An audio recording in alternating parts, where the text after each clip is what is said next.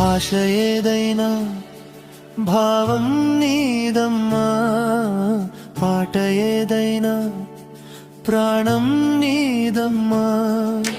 కొండ కోనల్లో సాగే సెలయేరుని స్వరం, గుడిలోన వెలిగే నందాదీపం నీ గీతం. నీ స్వరం వినలేని మామూగ మనసులు కన్నీటి కడలిలో మునిగిపోయేనమ్మా. ఇలపైన నీ గొంతు మూగబోయిందని